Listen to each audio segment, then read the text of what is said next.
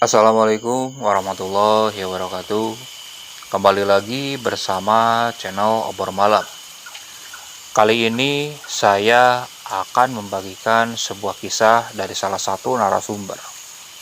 Dia mempunyai kisah horor ketika sedang indekos di salah satu kota. Gimana kisahnya? Simak terus videonya sampai selesai. Dan jangan lupa klik tombol subscribe-nya supaya kalian bisa terus mengikuti cerita yang dibawakan oleh channel Obor Malam. Oke, lanjut ke ceritanya. Hari itu hujan mengguyur sangat deras di mana kota yang kutinggali ini. Bahkan sampai malam tiba, hujan gerimis pun masih terus mengguyur, membasahi jalan setapak yang biasa kulewati. Terlihat beberapa genangan air yang berkilauan terkena pantulan dari cahaya lampu di pinggir rumah yang ada di pinggir jalan tersebut. Aku yang kala itu baru pulang dari bekerja, mulai melangkahkan kaki menembus gerimis malam itu. Hawanya terasa benar-benar sangat dingin. Saking dinginnya, serasa menembus tulang-tulang di tubuhku. Bahkan, jaket yang kugunakan tak mampu menghangatkan tubuh ini. Suasana di jalanan pun terlihat sangat sepi. Bahkan tak tampak orang yang berlalu lalang. Pikirku kala itu mungkin sudah malam juga. Ditambah cuaca yang seperti ini, orang pasti memutuskan lebih baik berdiam di rumah yang lebih hangat daripada keluyuran di luar. Aku melangkahkan kaki dengan cepat supaya aku cepat sampai di kosan karena badanku terasa sangat lelah. Kebetulan restoran di mana tempatku bekerja hari ini cukup ramai oleh pengunjung. Jadi, tadi siang aku benar-benar sangat sibuk. Sampai-sampai badanku benar-benar terasa sangat letih. Dalam pikiranku sambil berjalan, aku benar-benar ingin cepat sampai di kosan. Ingin rasanya cepat-cepat membaringkan tubuh ini. Kebetulan aku indekos di sini bersama salah satu rekanku. Dia juga menjadi teman satu angkatanku di kampus. Sebut saja namanya Hasan. Kami tinggal berbeda daerah. Kebetulan karena satu angkatan, kami pun akrab. Lalu memutuskan untuk indekos bersama. Saya dan Hasan juga memutuskan kuliah sambil bekerja. Karena keuangan yang dikirim oleh orang tua kami kurang mencukupi kebutuhan yang harus kami keluarkan di daerah ini. Maklum, kami tinggal di kota besar. Jadi biaya hidup lumayan tinggi. Aku mulai mempercepat langkahku. Jarak dari tempat kerjaku ke kosan tidak terlalu jauh. Karena kebetulan aku tinggal di kosan ini baru 2 minggu. Sebelumnya tempat kos yang kutinggali lumayan jauh. Aku dan Hasan mencari tempat kos yang agak strategis. Jadi dekat dengan kampus dan juga dekat dengan tempat bekerja kami. Ya, kira-kira jaraknya masih bisa ditempuh dengan jalan kaki. Jadi bisa menghemat biaya. Sesampainya di kosan, aku mengeluarkan kunciku karena seingatku 2 hari yang lalu, Hasan pergi pulang untuk menemui orang tuanya. Ketika aku membuka pintu, ternyata Hasan ada di ruang tengah. Dia sedang duduk menonton TV. Padahal jelas-jelas pintu kosan tadi terkunci. "San, kapan datang? Kok pintunya dikunci?" Hasan tak menjawab. Dia malah fokus menatap layar televisi. Wah, gak kedengeran kali. San. San. Hasan cuma menengok. Namun kulihat wajahnya cukup pucat. "San, kamu sakit ya?" Dia cuma menggelengkan kepala. "Oh iya nih, kebetulan aku bawa makanan lebih. Kamu udah makan belum?" Ujarku menawarkan makanan kepada Hasan. Dia cuma mengangguk tanpa menengok ke arahku. Aku pun menyimpan makanan di atas meja. Kebetulan tempat kosku lumayan besar. Bahkan bisa disebut hampir mirip seperti rumah kontrakan. Karena di dalamnya ada 2 kamar, 1 kamar mandi dan juga dapur dan ruang tengah yang cukup besar. Aku tak terlalu menghiraukan sikap Hasan yang cuek seperti itu. Mungkin pikirku, Hasan sepertinya sedang ada masalah. Aku lalu bergegas ke kamarku, lalu pergi ke kamar mandi. Setelah selesai membersihkan diri, aku masuk lagi ke kamar. Namun ada yang aneh. Ketika di dalam kamar, ku dengar Hasan tertawa.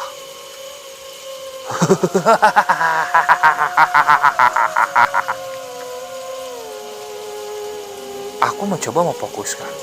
Loh, kok Hasan ketawanya kayak gitu?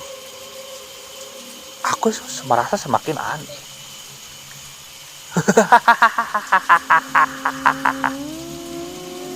Aku coba menengok ke arah Hasan. Apa sih yang ngebuat dia ketawa?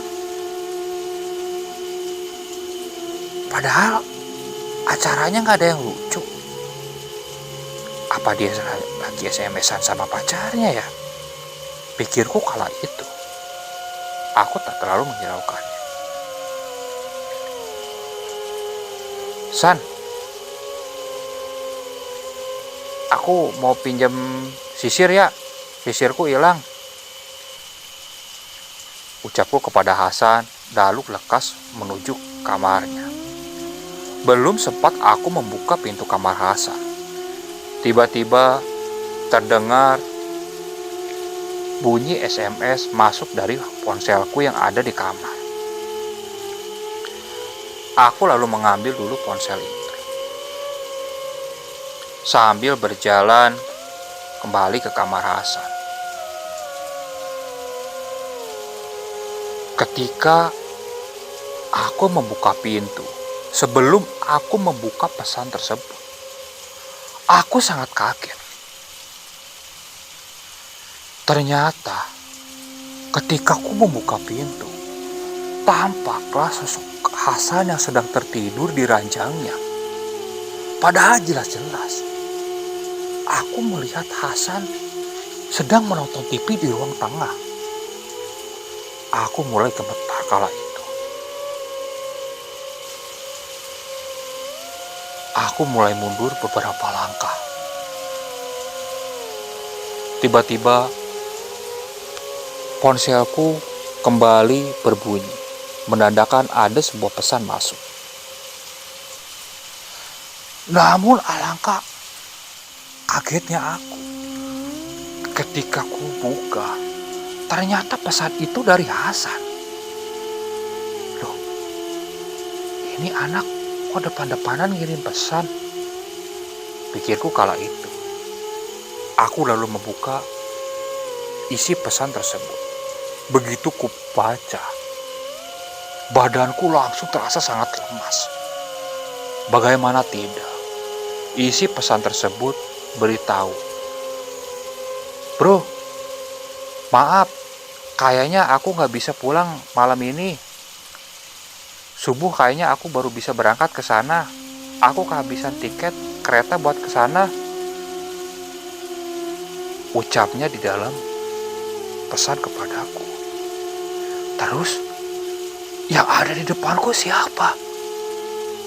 Pikirku kala itu. Keringat dingin mulai membasahi seluruh tubuhku. Aku sangat ketakutan kala itu. Aku mulai mundur beberapa langkah. Namun tiba-tiba, sosok Hasan yang sedang tertidur di ranjang itu tiba-tiba langsung terduduk. Aku masih memperhatikan sosok tersebut. Sosok tersebut lalu menengok. Namun, dia menengok dengan kepalanya berputar. Badannya masih tetap saja menghadap ke tembok. Aku langsung terduduk lemas kala itu. Sosok yang menyerupai Hasan itu melotot melihat ke arahku. Aku bingung kala itu. Tubuhku benar-benar lemas. Aku tak bisa apa-apa. Saat ada kekuatan sedikit, aku mulai bangkit dan berniat berlari keluar dari indekos tersebut. Namun, sialnya,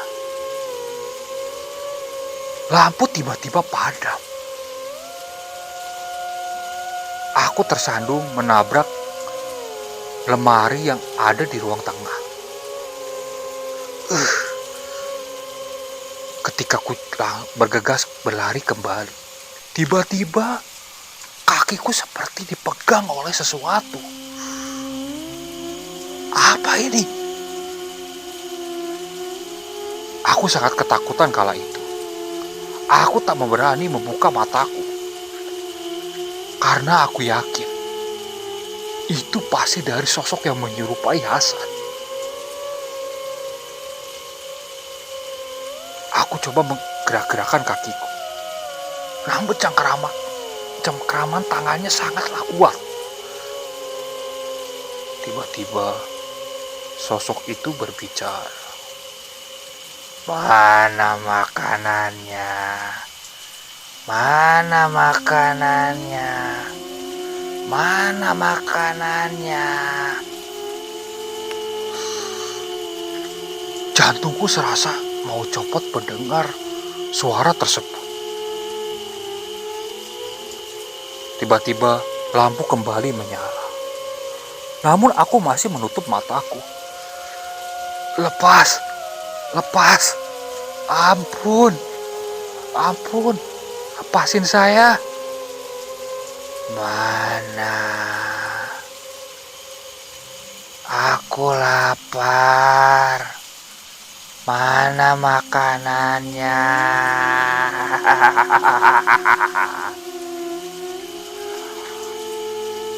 Secara tersengaja, aku malah membuka mataku dan menengok ke belakang. Itu menjadi keputusan yang sangat aku sesali. Bagaimana tidak? Ketika mataku menoleh ke sosok yang memegang kakiku, apa yang kulihat? Ternyata itu bukan sosok yang menyerupai Hasan, tapi ada sesosok tubuh yang tanpa kepala, dengan badannya dipenuhi oleh darah. Ya, tangannya terus memegangi kakiku. Ketika aku sangat bergetar melihat sosok tersebut, tiba-tiba ada suatu benda yang menggelinding mendekati arahku dari depan. Aku mencoba menengok ke benda yang menggelinding tersebut. Ternyata benda itu langsung berdiri tepat di bawah. Ternyata itu adalah sebuah kepala. Kepala itu wajahnya langsung menghadap ke wajahku. Mana makanannya?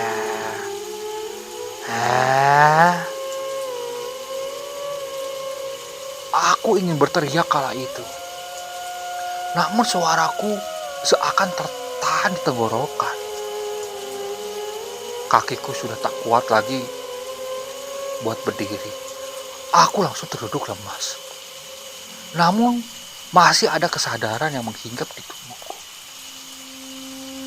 Ampun, ampun, ampun, ucapku kala itu. Sosok yang mencengkeram kakiku tiba-tiba mulai bangkit. Kepala yang tergeletak di lantai itu dia mulai pegang.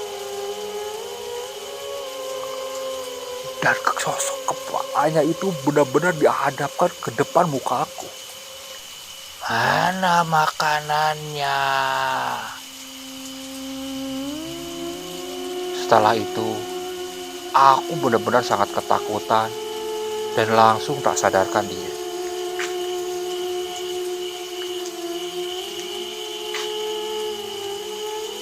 Besoknya, aku mulai merasa badanku seperti digoyang-goyangkan oleh sesuatu. Aku mulai membuka mataku. Aku langsung kaget. Ternyata yang menggoyang-goyangkan badanku dan berusaha membangunkanku adalah Hasan. Aku sempat mundur beberapa langkah. Hasan nampak kaget melihat sikapku. Kenapa kamu, Jar? Kok kayak ketakutan gitu? Ucap Hasan. Aku lalu mendekati wajah Hasan. Aku menepuk-nepuk pipi Hasan. Apaan sih kamu kayak gitu? Kamu habis mimpi buruk?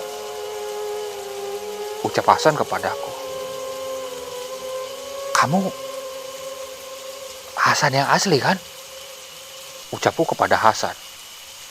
Aduh, asli lah. Emang aku apaan?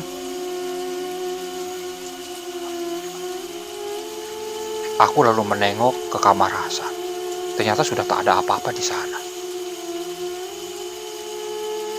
Aku lalu mengajak Hasan untuk keluar saja. Sesampainya di luar, aku menceritakan kejadian yang kualami kepada Hasan. Hasan nampak kaget. Aslinya, Jar? Iya, San. Aku menyadarinya pas kamu nerima SMS dari kamu. Padahal jelas-jelas di depanku itu ada sosok yang menyerupai dirimu. Ucapku kepada Hasan. Udah, gini aja. Kita coba tanya ke ibu warung yang di bawah. Siapa tahu dia tahu sejarah kosan ini. Soalnya kan aku juga agak aneh pas pertama pindah ke sini.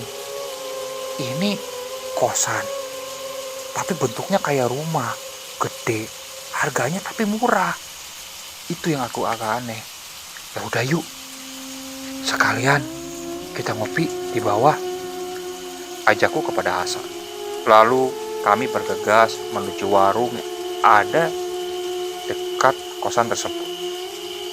Sesampainya di sana, kami memesan kopi. Setelah memesan kopi, kami mencoba mengobrol basa-basi dulu kepada si ibu pemilik warung sebelum mengutarakan maksud kami. Namun sebelum kami mengungkapkan maksud kami, si ibu pemilik warung tersebut mendadak menceletuk. "Ah, betah di kosan itu? Emang gak ada yang gangguin?" Seperti mendapat pembuka obrolan, kami pun lalu menceritakan kejadian yang saya alami malam itu. Ibu pemilik warung itu tampak tersenyum. Ia lalu menengok ke kanan kiri, memastikan tak ada orang. Lalu menyuruh kami mendekat ke arahnya. "Ah, nih, tapi jangan cerita ke bapak kosnya ya. Emang ada apa, Bu? Jadi gini, dulu pas waktu dibikin kosan ini, ada suatu kejadian. Ada salah satu tukang, dia terjatuh dari atap ke bawah. Naasnya dia meninggal karena ketika jatuh, posisi kepalanya di bawah. Tukang tersebut langsung patah di lehernya dan langsung meninggal di tempat. Semenjak itu, sesudah kosan jadi, yang ngekos di tempat itu tak ada yang lama, paling lama 1 bulan mereka udah pindah lagi. Katanya tiap malam sering diteror. Kalau enggak, ada yang tiba-tiba nongol di kamar mandi, atau yang narik-narik kakinya pas tidur. Wah, pokoknya macam-macam, ujar pemilik warung tersebut bercerita. Aku berdua pun langsung sangat kaget mendengar cerita itu. Setelah selesai ngopi, kami pun berlalu ke kosan. Di jalan aku ngobrol kepada Hasan, supaya hari itu juga kita cari kosan yang lain. Kita harus pindah hari itu juga. Hasan pun menyetujui. Lalu kami pun mencari kosan baru.